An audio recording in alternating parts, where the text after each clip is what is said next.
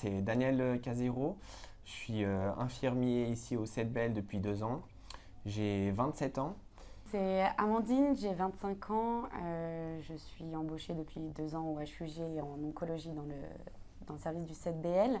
Alors actuellement ici nous sommes au CEDBL, donc c'est une unité dans le domaine d'oncologie qui est au sein des HUG, des hôpitaux universitaires de Genève. Donc c'est une unité qui va du coup être dans tout ce qui est soins au niveau des cancers. Moi, je dirais qu'il n'y a pas vraiment de journée type parce que déjà, on a des horaires différents et chaque horaire de travail ne correspond pas à un même type de travail. On a une organisation totalement différente. C'est ça.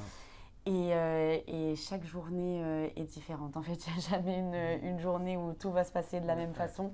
Du coup, je vais revenir sur le matériel spécifique de l'oncologie. On a un DAVI également, c'est une chambre implantable qui est sous-cutanée. On vous montrera après, mais c'est une petite chambre avec un espèce de petit coussinet qui, elle, est reliée directement au cœur. Et nous, quand on va s'en servir, on doit mettre une aiguille dans cette chambre pour avoir tout connecté, qui est une partie externe et une partie interne.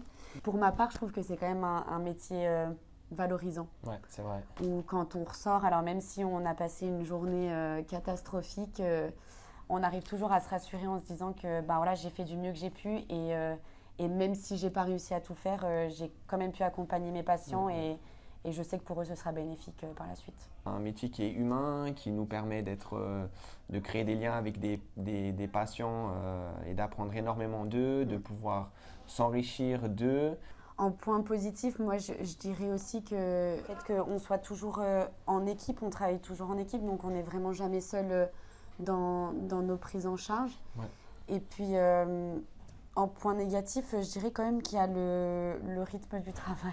Un mot important chez nous aussi qui a été déjà donné plusieurs fois, je pense, depuis le début, c'est accompagner. Ouais. Accompagner, c'est hyper important. Alors, il en faut des qualités. Il en faut. Moi, je dirais l'empathie. L'empathie, l'écoute active. Ça, on va pas dire, sinon ils vont... Non, je dirais vraiment si les qualités de la personne, c'est quelqu'un qui aime bien. Il faut vraiment avoir un côté où on aime s'intéresser à la personne, on aime partager des choses avec la personne, d'aimer soigner, d'aimer écouter la personne.